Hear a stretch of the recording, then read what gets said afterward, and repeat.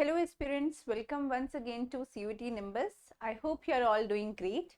So today we have some important words which are important for you to memorize for your upcoming CUT 2026. Okay, अगर आप अपनी CUT UG 2026 की preparation कर रहे हो और गैट या इंग्लिश कोई भी ऑनलाइन बैच ज्वाइन करना चाहते हो तो हमारे नंबर्स पे कांटेक्ट कर सकते हो या निम्बस कैरियर ऐप डाउनलोड कर सकते हो, ठीक है। या कुछ भी अगर आपकी क्वायरी है रिगार्डिंग योर एग्जामिनेशन, कुछ पैटर्न है, कुछ भी, तो आप एक बार नंबर्स पे कॉल करके कांटेक्ट करके पूछ सकते हो, ठीक है। So let's start. Okay, let's start our lecture. Okay, so first is someone with an obsession with power. कोई एक ऐसा पर्सन जिसको ना ऑब्सेशन है, पावर की ऑब्सेशन है, पावर के साथ उसको ना ऑब्सेशन है, तो ये आपका है वन वर्ड सब्स्टिट्यूशन, ठीक है। हम ऐसे छोटे छोटे वीडियोस में बहुत सारे अच्छे वर्ड्स कवर करेंगे जिसमें आपकी एग्जामिनेशन पॉइंट ऑफ व्यू से बहुत इंपॉर्टेंट रहेंगे, ठीक है। तो ऐसे कुछ वीडियोस जो छोटे छोटे मैं बनाऊंगी वो आपके लिए, वो स्पेशली इसीलिए ताकि आप मैक्सिमम वर्ड्स को, छोटे छोटे वर्ड्स को कवर कर पाओ जो कि बहुत इंपॉर्टेंट है आपके एग्जामिनेशन पर्सपेक्टिव से, ठीक है। सो यस, सो बताओ, someone with an obsession with power, किसी को जिसको ना पावर के साथ बिल्कुल ऑब्सेशन है, पावर की भूख है, उसके लिए आप क्या वर्ड यूज करते हो? देखो, डिप्सोमैनिकल क्या होता है पहले तो समझो। डिप्सोमैनिकल एक ऐसा person who has uncontrollable urge for alcoholic beverages, एक ऐसा पर्सन जिसको एल्कोहलिक बेवरेजेस की ना अनकंट्रोलेबल अर्ज रहती है कि उसको चाहिए ही चाहिए, वो उस चीज को रेजिस्ट नहीं कर पाता, ठीक है। So dipsomaniacal is a person who has uncontrollable urge, मतलब उसकी वो बहुत ही तीव्र इच्छा है, uncontrollable urge for alcoholic beverages.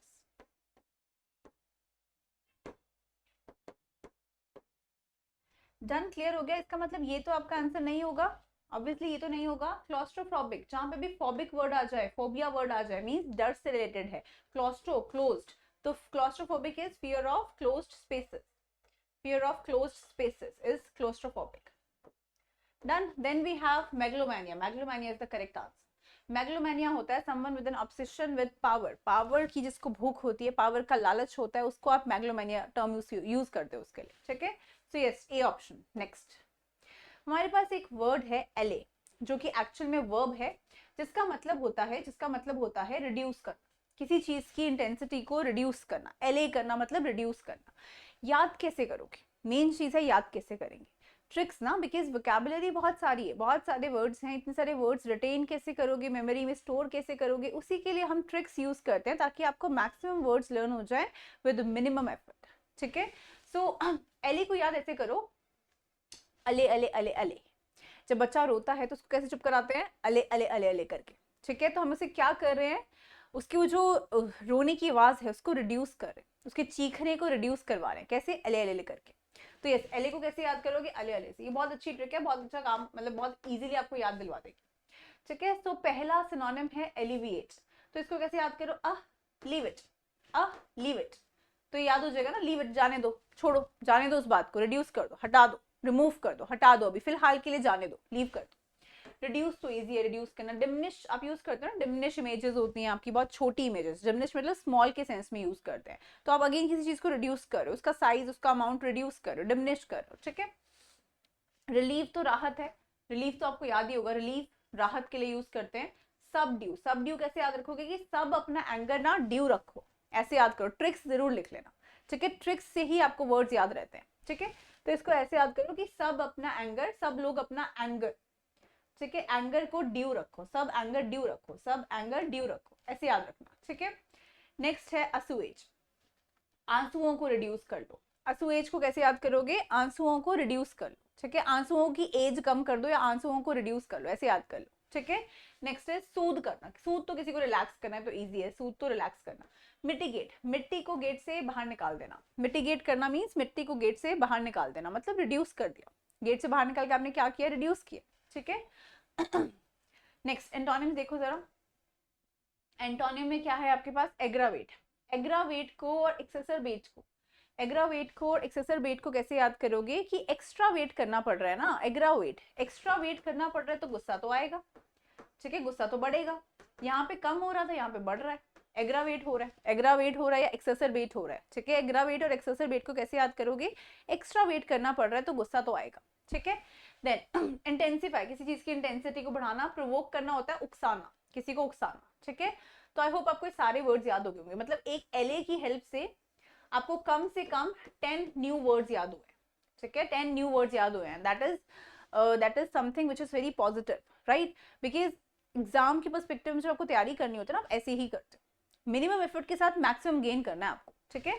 So the government tried to allay the public fears about the safety of the vaccine. Government ने क्या किया, कोशिश किया कि रिड्यूस कर दे पब्लिक फियर्स को वैक्सीन की सेफ्टी को लेके। चलो नेक्स्ट करते हैं। Now we have idiom, one more idiom, from stem to stem. ये आपका इडियम है, इसका मतलब क्या होता है, from stem to stem, all the way from the front of a ship to the back, या from the beginning of the end to the end, top of a plant to its roots, या lose pleasantness to become strict. नहीं नहीं, pleasantness को खो के strict बनना नहीं, top of a plant नहीं, फ्रॉम द बिगिनिंग नहीं नहीं नहीं। इसका ना मतलब होता है, फ्रॉम स्टेम टू स्टेम का मतलब होता है all the way from front of a ship to the back, ठीक है, पूरा ऐसे आगे से लेके पीछे तक ऐसे पूरा कवर करना, सामने से शिप के फ्रंट से लेके उसके बैक तक सारा कुछ कवर करना, उसको बोलते हैं फ्रॉम स्टेम टू स्टेम, ठीक है। इसका एग्जाम्पल भी होगा हमारे पास, हाँ ये एग्जाम्पल जरूर लिख लेना, ठीक है। फ्रॉम स्टेम टू स्टेम मतलब पूरा से शिप को फ्रंट और बैकवर्ड से पूरा कवर करना, पूरा कवर करना फ्रंट और बैकवर्ड से। जैसे कि ये देखो एग्जाम्पल देखो, surges of water rock their boats from stem to stem, ठीक है। जो वाटर की लहरें ऐसे उठ उठ के आ रही थी, वो उनकी स्टेम टू स्टेम मतलब आगे से लेके पीछे तक बोट को झकझोर दे रही थी, रॉक कर रही थी, ठीक है। डन, क्लियर हो गया। नेक्स्ट इडियम, चलो नेक्स्ट है over egg the pudding, over egg the pudding, ठीक है। ओवर एग द पुडिंग, अब इमेजिन करो इस चीज को, ओवर एग द पुडिंग को जरा इमेजिन करो कि आपके पास एग है, यहाँ पे प्लेट में आपके पास कुछ एग है, ठीक है। सपोज यहाँ पे एग है आपके पास, अब उसके ऊपर ना पुडिंग डाल देते हो। पुडिंग क्या होता है, हलवा वगैरह, उसके लिए आप यूज कर सकते हो पुडिंग वर्ड। तो आपने एग के ऊपर पुडिंग डाल दिया, मतलब एग को सुंदर दिखाने के लिए आप गार्निशिंग कर रहे हो, and you just adding that pudding etcetera etcetera stuff, ठीक है।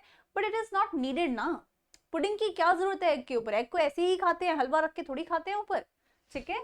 So that means fill the pudding, नहीं, add details in order to make something more exciting, नहीं ये भी नहीं है।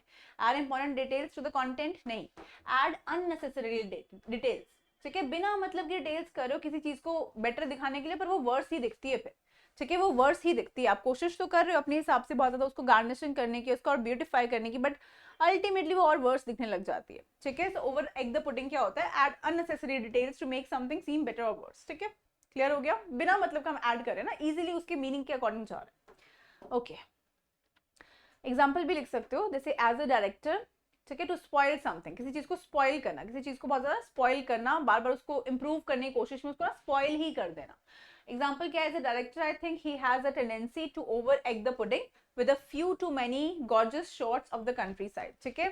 सो बेसिकली बोल रहा है एज अ डायरेक्टर मेरे पास, मुझे ऐसा लगता है कि उसके पास टेंडेंसी है चीजों को स्पॉइल करने की, ठीक है। मतलब वो बहुत हार्ड कोशिश करता है उसको इंप्रूव करने की, but ultimately he spoils everything, ठीक है। So yes, over egg the pudding. तो बेसिकली ये सब क्या था, ये सब मैंने आपको कुछ ऐसे important one word substitution, idioms और एक वोकैब का वर्ड लर्न करवाया, ठीक है। ऐसे ये जो वीडियोस हैं इसमें आपको क्या मिलेगा, बहुत ज़्यादा इंपॉर्टेंट वर्ड्स आपके कवर हो जाएंगे, और बहुत छोटी सी वीडियो बनेगी। उस छोटी सी वीडियो को जस्ट देख के आपको इतने सारे वर्ड्स लर्न हो रहे हैं, ठीक है। मे बी अगर एक दो भी आपके आगे एग्जाम में आ जाते हैं तो आपके लिए बहुत ज़्यादा हेल्पफुल रहेगा सेशन, ठीक है। सो ऑल्सो लास्ट में अगर मैं ये कहना चाहूंगी, अगर आप CUET UG 2026 की प्रिपरेशन कर रहे हो, कोई भी ऑनलाइन बैच ज्वाइन करना चाहते हो, गैट और इंग्लिश का 29 जैन से स्टार्ट हो रहा है, ठीक है। आप बोर्ड्स को और गैट को और अपने CUET को दोनों को एक साथ मैनेज कर सकते हो, ठीक है। और जो मैनेज कर पाएंगे उन्हीं का तो क्लियर होगा ना, आप ये नहीं कर सकते ना कि चलो वेट कर लेते हैं, थोड़ा पेपर दे लेते हैं, आपको मैनेज करना आना चाहिए चीज़ों को, ठीक है। सो अगर आप इंटरेस्टेड हो तो आप नीचे दिए गए नंबर्स पे कांटेक्ट कर सकते हो, या निम्बस कैरियर ऐप डाउनलोड कर सकते हो, ठीक है। All right, thank you.